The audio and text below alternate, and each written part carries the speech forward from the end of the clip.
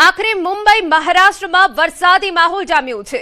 છેલ્લા 24 કલાકમાં અનેક સ્થળે વરસાદ પડ્યો। મુંબઈમાં વરસાદ શરૂ થતા ખેડૂતોમાં આનંદ, હવે ચોમાસું વેગ પકડે એવી આશા। તો મુંબઈમાં વરસાદની શરૂઆત થઈ છે અને હવે દેશમાં ચોમાસું વેગ પકડે તેવી આશા છે। આપને જણાવી દઈએ કે અલ નીનોની અસરના કારણે આ વખતે ચોમાસાના એંધાણ નહોતા દેખાતા, જેથી કરીને ખેડૂતો માટે આ માઠા સમાચાર હતા। ખેડૂતોના માથે ચિંતાના વાદળ હતા, પરંતુ છેલ્લા 24 કલાકમાં મહારાષ્ટ્રમાં વરસાદ પડ્યો છે અને હવે ચોમાસું વેગ પકડે તેવી આશા। પશ્ચિમ બંગાળની રાજધાની કોલકાતામાં ભારે વરસાદ વરસતા વાતાવરણ ઠંડુગાર બન્યું। વરસાદની તીવ્રતા વધુ હોવાથી વિઝિબિલિટીમાં પણ ઘટાડો થયો, જેના કારણે વાહન ચાલકોને વાહન ચલાવવામાં સમસ્યા થઈ હતી। ટુ વ્હીલર ચાલકો અને રાહદારીઓ રેનકોટ અને છત્રીનો સહારો લઈ વરસાદની વચ્ચે પોતાના ગંતવ્ય સ્થાન સુધી પહોંચવાનો પ્રયાસ કરતા જોવા મળ્યા। પશ્ચિમ બંગાળમાં વિધિવત રીતે ચોમાસાની શરૂઆત થઈ ચૂકી છે, ત્યારે આગામી સમયમાં હજુ ભારે વરસાદની હવામાન વિભાગે આગાહી વ્યક્ત કરી છે। 2 દિવસ બાદ ચોમાસું વેગ પકડી શકે, ચોમાસાને લઈ હવામાન વિભાગની આગાહી છે। 23 જૂન બાદ ચોમાસું આગળ વધી શકે। કેટલાક વિસ્તારમાં ભારે પવન ફૂંકાઈ શકે, 40 થી 50 કિલોમીટરની ઝડપે પવન ફૂંકાઈ શકે। 4 દિવસ માછીમારોને દરિયો ન ખેડવા સૂચના। 25 થી 26 જૂન સુધી રાજ્યમાં વરસાદી માહોલ રહેશે। હાલ મહારાષ્ટ્રના સોલાપુરમાં ચોમાસું સ્થિર છે। અલ નીનોના કારણે મોન્સૂન ટ્રફ આગળ નથી વધી રહ્યો। અમદાવાદ વાસીઓને હજુ પણ ગરમી અને બફારાનો સામનો કરવો પડશે। અમદાવાદમાં તાપમાન 36 થી 40 ડિગ્રી વચ્ચે રહેવાની સંભાવના। मानसून का फ्लो है वो अभी भी एल नीनो के कारण अभी भी जो फ्लो है वो अभी भी जो उसकी ब्रांच है जो मानसून ट्रफ की जो नॉर्दर्न लिमिट है वो अभी हरनई और साथ में सोलापुर तक बनी हुई है। और अभी महाराष्ट्र के कुछ पार्ट्स में 23 तारीख के आसपास मानसून और एडवांस होने का पूर्वानुमान है। इस रीजन में भी थंडरस्टॉर्म की वार्निंग है और जो विंड की स्पीड होगी थंडरस्टॉर्म के टाइम वो 40 से 50 किलोमीटर पर आवर के आसपास रहने का पूर्वानुमान है। जो सिनॉप्टिक सिस्टम्स हैं गुजरात स्टेट के आसपास जिनके कारण वार्निंग दी गई है, उसमें एक साइक्लोनिक सर्कुलेशन है जो वेस्ट एमपी और साथ में गुजरात रीजन के आसपास बना हुआ है, और एक ट्रफ है जो तेलंगाना से होते हुए गुजरात रीजन से गुजर रही है। સુરત જિલ્લાના વાતાવરણમાં પલટો આવ્યો। કાળા ડિબાંગ વાદળો છવાયા। બારડોલી, બાબેર, અફવામાં ધીમી ધારે વરસાદ। અસ્તાન, ઇસરોલી જેવા ગામોમાં પણ વરસાદ પડ્યો। વરસાદથી અસહ્ય ગરમીથી આંશિક રાહત। ધરતીપુત્રોમાં ખુશીનો માહોલ જોવા મળ્યો।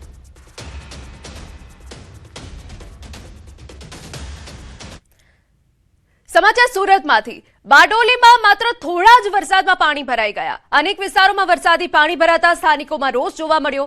સ્થાનિકોએ નવા ચૂંટાયેલા સદસ્ય પાસે ઉગ્ર રજૂઆત કરી હતી।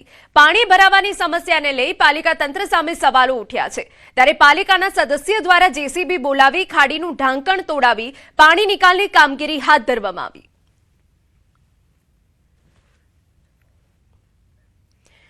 અરવલ્લીમાં ખેડૂતોએ સારા ચોમાસાની આશાએ વાવેતર શરૂ કરી દીધું, પરંતુ મોંઘા બિયારણ, મજૂરી અને ખેતી ખર્ચના કારણે ખેડૂતોની મુશ્કેલી વધી છે। જિલ્લામાં 50 હેક્ટરથી વધુ 1000 હેક્ટરથી વધુ વિસ્તારમાં ચોમાસુ પાક વાવેતર થાય છે। હવામાન વિભાગની આગાહીને પગલે ખેડૂતોએ વાવણી કરી છે, પરંતુ મગફળીના બિયારણમાં થેલી દીઠ 500 રૂપિયાનો વધારો થતા ખર્ચ વધ્યો છે। બીજી તરફ કપાસનું બિયારણ સસ્તું રહેતા કપાસના વાવેતરમાં વધારો જોવા મળ્યો છે। ઈંધણ અને મજૂરીના વધેલા ભાવથી પણ ખેતી મોંઘી બની છે। હવે ચોમાસું ખેંચાય તો ખેડૂતોની મુશ્કેલી વધી શકે છે, કારણ કે ભારે ખર્ચ બાદ પણ પાકના યોગ્ય ભાવ નહીં મળવાની ચિંતા ખેડૂતોએ વ્યક્ત કરી છે।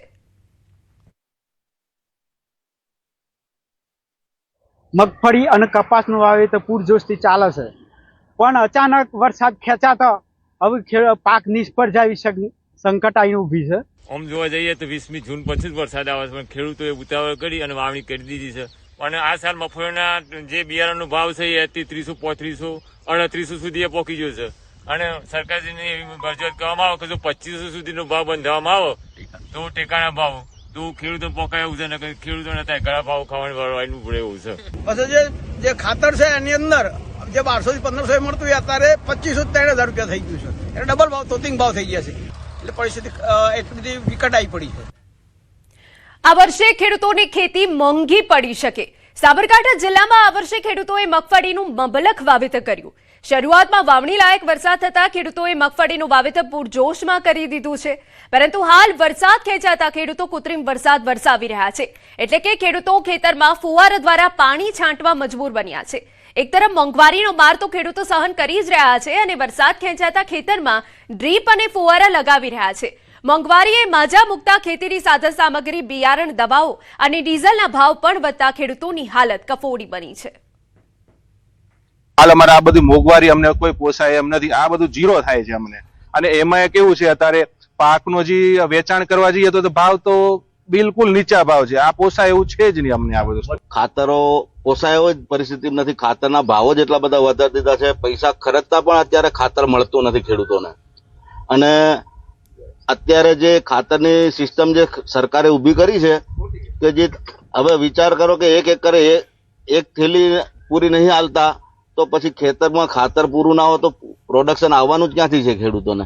અને બીજી મોંઘવારી મારીને અત્યારે ડીઝલ મોંઘું થઈ ગયું, બિયારણ મોંઘા થઈ ગયા, લેબર મોંઘું થઈ ગયું, તો ખેડૂતોને અત્યારે કેમે પોસાય એવી નથી આ ખેતી. અત્યારે તો ખેડૂતો છે ને પાયમાલ થઈ ગયા છે.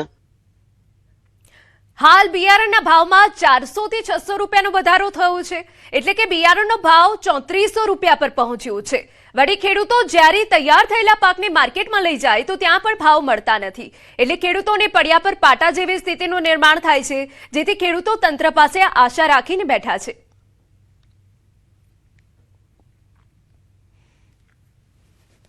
હવે વરસાદ ખેંચાયો છે, એના લઈને હાલમાં પોઝિશન એવી થઈ છે કે ફુવારા ચાલુ કરવા પડ્યા, ડ્રીપો ચાલુ કરવી પડી, જે વધારાનો ખર્ચો છે. અને હાલમાં જોવા જઈએ તો બિયારણનો ખર્ચ, ખાતરનો ખર્ચ બધો બહુ મોંઘો થઈ ગયો છે. અત્યારે અમારી હાલત એટલી કફોડી છે કે અમને ટેકાના પર પણ પોસાય તેમ નથી.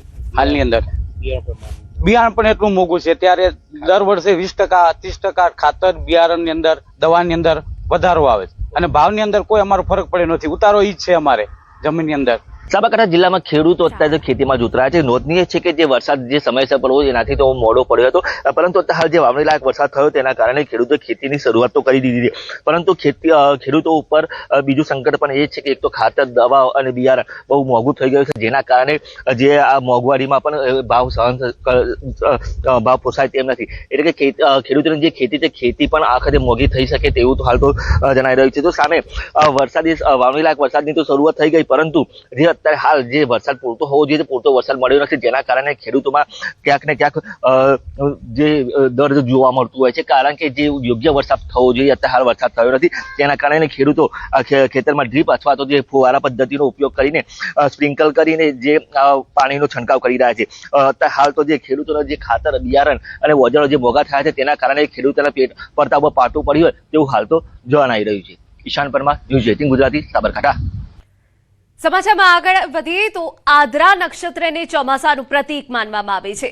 હિન્દુ જ્યોતિષ અને ભારતીય પરંપરામાં આદ્રા નક્ષત્રને ખેતી માટે શુભ માનવામાં આવે છે. ખેડૂતોનું માનવું છે કે આદ્રા નક્ષત્રમાં કરેલી વાવણીથી પાકનું ઉત્પાદન સારું મળે, આવકમાં વધારો થાય અને સિંચાઈની સમસ્યા પણ ઓછી રહે.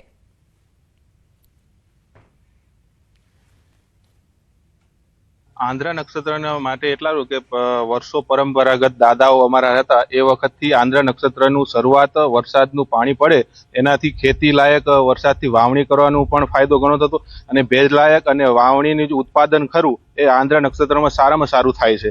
આંધ્ર નક્ષત્રમાં જો વાવેતર કરવામાં આવે તો દરેક ખેડૂતને સારું રહે અને ઉત્પાદન સારું મળે, અને જેટલું વહેલી વાવણી થઈ જાય તો ખેડૂત માટે ફાયદામાં. મારા વડીલો હતા ને એ આંધ્ર નક્ષત્રમાં જ વાવેતર કરતા અને અમને એના અનુરૂપ ચાલી છે, એટલે સારું રહે છે રિઝલ્ટ. આ વાવણીની શરૂઆત કરી છે અમે, અને આંધ્ર નક્ષત્રમાં સારું ગણાય એ પ્રમાણે હાલ વાવેતરનું ચાલુ છે અત્યારે. અને વડીલો જે કહેવતમાં હતું એ પ્રમાણે આંધ્ર નક્ષત્રમાં વાવેતર થાય એ પ્રમાણે સારું રહે છે. એમ અપૂરતા વરસાદ અથવા વરસાદ ખેંચાવાને કારણે ખેડૂત પુત્રો ચિંતામાં હતા, પણ જે રેગ્યુલર ચોમાસું 15 જૂનથી 20 જૂન સુધીનું હોય છે તે ગઈકાલે રાત્રે થોડો વરસાદ પડ્યો છે જે સારો છે, પણ હજી આવો વરસાદ થઈ જાય તો ખેડૂત પુત્રો માટે બહુ સારી બાબત છે. સમાચારમાં આગળ વધીએ તો દાહોદ જિલ્લામાં ચોમાસાની અનુકૂળ શરૂઆત સાથે ખેતીલાયક વરસાદ નોંધાતા ખેડૂતોમાં આનંદનો માહોલ જોવા મળી રહ્યો છે. જિલ્લાના વિવિધ વિસ્તારોમાં સારો વરસાદ વરસતા ખેડૂતોએ ખેતરોમાં વાવણીની કામગીરી શરૂ કરી દીધી. ખાસ કરીને આદ્રા નક્ષત્ર દરમિયાન વાવણી કરવી શુભ અને લાભદાયી માનવામાં આવતી હોવાથી ખેડૂતો ઉત્સાહપૂર્વક ખેતીકામમાં જોડાયા છે. વાવણી પહેલા ધરતી માતા અને મેઘરાજાની પૂજા કરી તેમજ પશુઓને કંકુના વધામણા કરીને શુભ મુહૂર્તમાં ખેતીની શરૂઆત કરવામાં આવી હતી. હવે અત્યારે વરસાદ થઈ ગયો છે, ચોમાસાની સિઝન શરૂ થઈ ગઈ છે સાહેબ. તો હવે અમારે મકાઈ ઉરવાની, પછી થુવેર ઉરવાની, પછી મગફળી ઉરવાની. અત્યારે મકાઈ લાવવા માટે જઈએ ચાલો તો 700 થી 800 રૂપિયા મણ મકાઈ મળે, અને અમે વેચવા જઈએ તે દિવસે અમારી કને 250 થી 300 રૂપિયામાં મકાઈ આપવી પડે. ખેતી કરીએ છીએ ત્યારે અમે કેટલી મોંઘા બિયારણો લાવીએ છીએ કે મોંઘા ખાતર લાવીએ છીએ, અને આ રીતે ખેતી કરીએ ત્યારે અમારે છેલ્લે ખેતીવાડી પકવી અને વેચવા જઈએ ત્યારે અમને કોઈ ભાવ સારો મળતો નથી. અમુક ખેડૂત છે એમાં એના સિવાય અમારે કોઈ ભાવ કોઈ મળતું નહીં, કઈ બીજો ધંધો નહીં ચાલતો કે કોઈ બીજી મજૂરી આજુબાજુ નહીં, કે અમારે ખેતી જે 4 મહિના જો પાકી જાય તો 4 મહિના નિભાવીએ અને પછી પાછું બીજું કોઈ ઇનાળુમાં કોઈ પિયત છે નહીં. મોંઘા બી લાવીએ, મોંઘા ખાતર લાવીએ અને મોંઘી દવા લાવીને અમે ખેતી તો કરીએ, પણ કુદરત આધારિત છે. વરસાદ પડી ગયો એટલે ખેતી અમે ચાલુ કરી. એમાં સારી રીતે પાકી જાય તો મોંઘા બિયારણ લાવેલા એ વેચતી વખત ઘણા બધા સસ્તા અને પાણીના મૂલ્યે પડાય. રાજ્યમાં સારા વરસાદની આશાએ ખેડૂતો ખેતીકામમાં વ્યસ્ત બન્યા છે. ખાસ કરીને છોટાઉદેપુર જિલ્લામાં મકાઈ, કપાસ, સોયાબીન, તુવેર અને મગફળી જેવા પાકોની વાવણી શરૂ થઈ ગઈ છે. કૃષિ વિભાગના આંકડા મુજબ રાજ્યમાં અત્યાર સુધીમાં આશરે 4.27 લાખ હેક્ટર વિસ્તારમાં વાવેતર પૂર્ણ થયું છે. વરસાદના આગમનથી ખેડૂતોમાં નવી આશા જાગી છે અને ખેતરોમાં વાવણીનો ધમધમાટ જોવા મળી રહ્યો છે. પરંતુ આ વાવણી વચ્ચે વધતા બિયારણ, ખાતર, જંતુનાશક દવાઓ, ડીઝલ અને કૃષિ સાધનોના ભાવ ખેડૂતો માટે ચિંતાનો વિષય બન્યા છે. ખેડૂતોનું કહેવું છે કે ઉત્પાદન ખર્ચ સતત વધી રહ્યો છે, જ્યારે પાકના યોગ્ય ભાવ મળતા નથી અને અગાઉના નુકસાનનું વળતર પણ નથી મળતું. આર્થિક સંકટના કારણે ઘણા ગરીબ ખેડૂતો હજુ પણ જૂના ઓજારો વડે ખેતી કરવા મજબૂર બન્યા છે. ખેડૂતો સરકાર પાસે સહાય અને પાકના વ્યાજબી ભાવની માંગ સાથે પોતાની નારાજગી વ્યક્ત કરી રહ્યા છે. ડીઝલનો ભાવ વધી ગયો, એની સામે ખેડૂતોને કોઈ ભાવ મળતો નથી. એટલે ખેડૂતોને અત્યારે એટલી દયનીય હાલત છે કે આપઘાત કરવાનો વારો આવશે. એ પરિસ્થિતિમાં સરકાર કંઈ વિચારે ને આ ભાવમાં કંઈ ઓછું કરે. કારણ કે વર્ષોથી જે અમે ખેતી કરતા આવ્યા છે તો જ્યારે બી ખેડૂતનો માલ તૈયાર થાય ત્યારે ભાવ નથી મળતો. એની સામે છેલ્લા 40 વર્ષથી ભાવમાં કોઈ ફરક પડતો નથી. બિયારણના 900 રૂપિયાનું એક પેકેટ હોય ને, પહેલું 600 માં આવ્યું, પછી 800, 850, 900 થઈ ગયા. તકલીફ પડે જ તમારી, મોંઘું બિયારણ એટલે તકલીફ પડે જ. 2 દિવસથી જે વરસાદ પડે છે એને જોઈને ખેડૂતોમાં ખુશીનો માહોલ છે અને ખેતી કરવા માટે લોકો ઉતરી પડ્યા છે.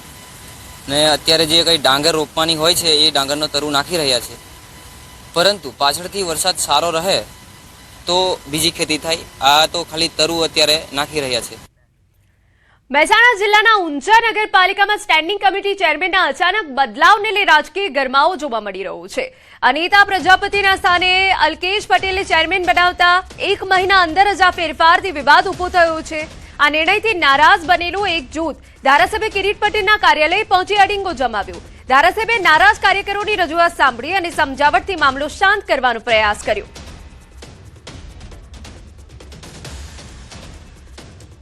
વાવ-થરાદ વિસ્તારમાં ભાભર તાલુકાના અસાણા ગામની સસ્તા અનાજની દુકાનનો વિડીયો સોશિયલ મીડિયા પર વાયરલ થયો. રેશન કાર્ડ ધારકોનો આરોપ છે કે દુકાનદાર દ્વારા નક્કી પ્રમાણ કરતાં ઓછું અનાજ આપવામાં આવે છે.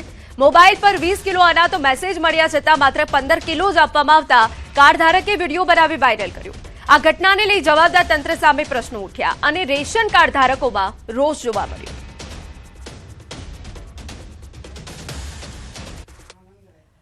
તમારે અમે કઈ ભીખ માજી લેતા નહીં, રેડી? અમારે સરકાર આલે એટલે સરકારનું લેવા આવા હતા. તમારે ઘરથી કઈ લેતા નહીં. અમે અમારે પૂરું જ હોય. 20 કિલો હાલવાનું કે નહીં, તમારે 5 કિલો અમારે બાકી છે એટલું જ આવશે. એટલું એટલે અમારું 20 કિલો આવે એટલે એટલું એટલે એટલું 15 કિલો આવશે તો હા તો બસ 5 કિલો બીજું ચા મેળવાનું કરી લીધાનું છોકરાને ખાવા સોથી અહીંયા લઈએ છીએ અમે કંટ્રોલે અમને પૂરતું આવતા જ નહીં રાશન થઈ જાય 10 કિલો આપે 20 કિલોનો મેસેજ આવે સરકાર તરફથી પણ 10 જ કિલો આપે છે એટલે હું ગઈકાલે અહીંયા આવ્યો હતો એ મને કે 15 કિલો 10 કિલો જ મળશે વધારાનું નહીં મળે લઈ જવું હોય તો લઈ જા ને કે કાંઈ નહીં એમ કરીને ધમકી આપવા માંડ્યો મેં કીધું મેં બનાવ્યો વિડીયો એટલે મારે સરકારને એટલી વિનંતી કે આવા માણસો ઉપર પગલાં ભરે અને આવાને સજા આપે મેં આગલા મહિને કીધું હતું એટલે 5 કિલો વધારીને 15 કિલો કર્યું ને દર વખતે 10 જ કિલો આપતા 20 કિલોનો મેસેજ પડતો ઘઉંને ચોખા જ આપે બીજું કશું નહીં. સમાચારમાં રોકાઈ એક વિરામ માટે.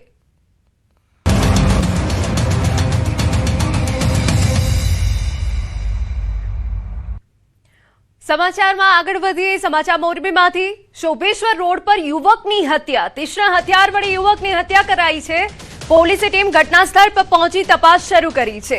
મૃતદેહને પોસ્ટમોર્ટમ માટે સિવિલ હોસ્પિટલ ખસેડાયો છે. સમગ્ર મામલે પોલીસે વધુ તપાસ હાથ ધરી છે. યુવકની હત્યા એના કાકા અને 3 શખ્સોએ મળી કરી હોવાનો પોલીસનો દાવો છે. મારપીટનો બનાવ બન્યો અને એમાં પછી આ બનાવ છે હત્યામાં પરિણમ્યો. પોતાના કાકા ફારૂક અલ્લારખા તેમજ બીજા અન્ય 3 ઇસમોએ મળી અને ઘાતક હથિયારોથી આમની ઉપર હુમલો કરી અને મરણ જનારનું મૃત્યુ નિપજાવેલ છે. સમાચારમાં વાત હવે અમરેલીની કરીએ. બગસરા તાલુકામાં હુડકો વિસ્તારમાં મોડી રાત્રે બાળક પર દીપડાએ હુમલો કર્યો. 10 વર્ષના બાળક પર અચાનક દીપડાએ હુમલો કરતા તેને ઈજા પહોંચી. બાળકને પ્રાથમિક સારવાર માટે બગસરા હોસ્પિટલ ખાતે ત્યારબાદ વધુ સારવાર માટે અમરેલી હોસ્પિટલ ખસેડવામાં આવ્યો.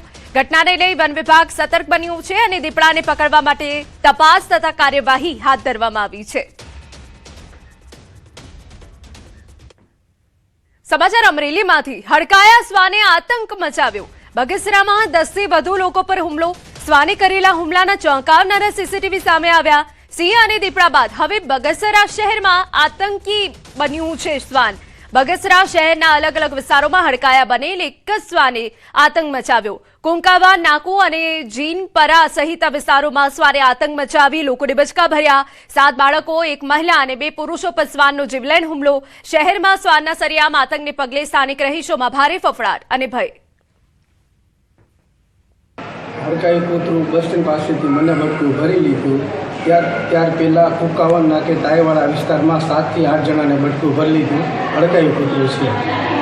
મારા છોકરાના કૂતરું કર્યું છે રમતો હતો બરોબર બજારમાં અને અનેક વિસ્તારના બધા આવ્યા છે સિવિલિયન 7 જણા કૂતરે બટકા ભરેલા.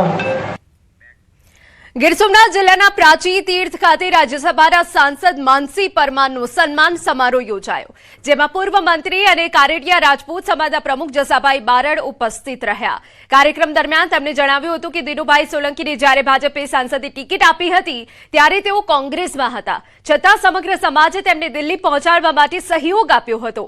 તેમણે વધુમાં કહ્યું કે રાજ્યસભાની ખાલી બેઠકોમાં ઓબીસી અને રાજપૂત સમાજને પ્રતિનિધિત્વ આપવાનો નિર્ણય થયો હતો, જેના આધારે માનસી પરમારને સાંસદ બનાવવામાં આવ્યા હતા. બીજી તરફ કારેડિયા રાજપૂત સમાજના યુવા નેતા અને કોંગ્રેસના બક્ષીપંચ પ્રદેશ નેતા મહેશસિંહ રાજપૂતે પણ એક ચોંકાવનારું નિવેદન આપ્યું હતું કે માનસી પરમાર રાજ્યસભામાં ગયા છે અને હજુ આ વિસ્તારમાંથી એક વધુ નેતા દિલ્હી જવાના છે.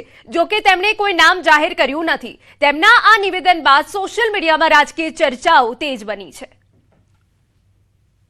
3 મહિનાની અંદર માનસિંહભાઈ પ્રમુખ બન્યા, હું પ્રમુખ બન્યો, માનસિંહભાઈ રાજ્યસભાના સાંસદ બન્યા. બની શકે કે ટૂંક સમયમાં ફરીથી આ જ વિસ્તારમાંથી કોઈ વ્યક્તિ દિલ્હીમાં જશે, નામ નહીં આપું પણ જઈ રહ્યા છે એવી ક્યાંક માહિતી છે. દ્વારકા ખાતે યોગ દિવસની અનોખી રીતે ઉજવણી કરવામાં આવી. પવિત્ર ગોમતી ઘાટ પર ભડકેશ્વર યોગ ગ્રુપના સભ્યોએ યોગાભ્યાસ કરીને સ્વસ્થ અને સંતુલિત જીવનનો સમગ્ર વિશ્વને સંદેશ આપ્યો. ગોમતી નદીના કિનારે કરવામાં આવેલા યોગાભ્યાસે સૌનું ધ્યાન આકર્ષિત કર્યું અને વાતાવરણ યોગમય બની ગયું. ગ્રુપ દ્વારા યોગ માત્ર શારીરિક કસરત નહીં પરંતુ જીવનને શાંતિ, આરોગ્ય અને સંતુલન તરફ દોરી જવાનો માર્ગ છે તેવો સંદેશ આપવામાં આવ્યો. છેલ્લા ઘણા વર્ષોથી ભડકેશ્વર યોગ ગ્રુપ ગોમતી ઘાટ પર નિયમિત યોગાભ્યાસ કરીને લોકોમાં આરોગ્ય જાગૃતિ ફેલાવવાનું કામ કરે છે. મારું યોગ ગ્રુપ અને એના પ્રણેતા ચેતનભાઈ જિંદાણી છેલ્લા કેટલા વર્ષોથી દ્વારકાના લોકોને યોગનું પ્રશિક્ષણ સેવાકીય ભાવથી અને નિઃશુલ્ક આપી રહ્યા છે અને આજે પણ એ જ સેવાકીય પ્રવૃત્તિને આગળ વધારતા અમે સૌ માં ગોમતીના પવિત્ર જળમાં યોગા કરી અને આ દિવસની ઉજવણી કરવા જઈ રહ્યા છીએ. અમદાવાદમાં ચોમાસા દરમિયાન પાણી ભરાવા અને વીજ કરંટની ઘટનાઓને રોકવા એએમસી દ્વારા મહત્વપૂર્ણ આયોજન. શહેરના પાણી ભરાતા વિસ્તારોમાં સ્ટ્રીટ લાઇટ અને અન્ય વીજ ઉપકરણો સાથે એમસીબી સ્વિચ લગાવવાનો નિર્ણય લેવાયો. અમદાવાદમાં જ્યારે 2 થી 3 ઇંચ વરસાદ પડતો હોય છે ત્યારે અમદાવાદનો આ વિસ્તાર છે કે જ્યાં સૌથી વધારે પાણી ભરાઈ જતું હોય છે. આ વિસ્તારને બરાબર ધ્યાનથી ઓળખી લો. આ વિસ્તાર માણેકબાગ વિસ્તાર છે અને માણેકબાગ વિસ્તારની અંદર હંમેશ માટે તેનો વિસ્તારનો આકાર એ પ્રકારનો છે કે અહીં પાણી ભરાતું જ હોય છે ને આ 4 રસ્તાઓ પર મહા મુસીબતે લોકોએ ખાસ કરીને અહીંથી પસાર થવું પડતું હોય છે. કોઈ પણ વ્યક્તિને કરંટ ન લાગે તે માટે વીજ થાંભલા ઉપર એમસીબી સ્વિચ પણ લગાવવામાં આવી છે. તે કેવી રીતે કામ કરશે આ વિષય પર વાતચીત કરવા માટે મારી સાથે આસિસ્ટન્ટ સિટી ઇજનેર છે, તેમની સાથે વાત કરીશું. DJ Thapa sir. Sir, MCB switch લગાવી દીધી છે પરંતુ કામ કેવી રીતે કરશે? મેડમ, આમાં એમસીબી એટલે મિનિએચર સર્કિટ બ્રેકર. જ્યારે એમસીબીમાં કંઈક લાઇન ઉપર કંઈ શોર્ટ સર્કિટ થશે ત્યારે એમસીબી ટ્રીપ થશે. આ માણેકબાગ છે, એમાં 18 ઇંચ જેટલો વરસાદ પડે છે. અહીંયા 18 ઇંચ જેટલો વોટર લોગિંગ થાય છે. કોઈ ગાડી જશે અને એમના કારણે કોઈ પાણી જંકશન બોક્સમાં હશે ત્યારે એમસીબી શોર્ટ સર્કિટ થાય, કંઈ પણ કન્ડિશન થાય ત્યારે ટ્રિપિંગ થશે અને લાઇટ બંધ થઈ જશે. અને જ્યારે લાઇટ બંધ થશે ત્યારે અમને હમણાં માણસ અહીંયા હશે અને એ ટાઈમે એને ચાલુ કરી નાખશે. મેડમ, વોટર લોગિંગ મેડમ અહીંયા આપણા અમદાવાદમાં 11 જેવા ડિફાઇન થયા છે અને એમાં આઈ થિંક 300 જેવા એમસીબી અત્યારે લગાવેલી છે. સમાચારમાં અત્યારે બસ આટલું જ. નમસ્કાર.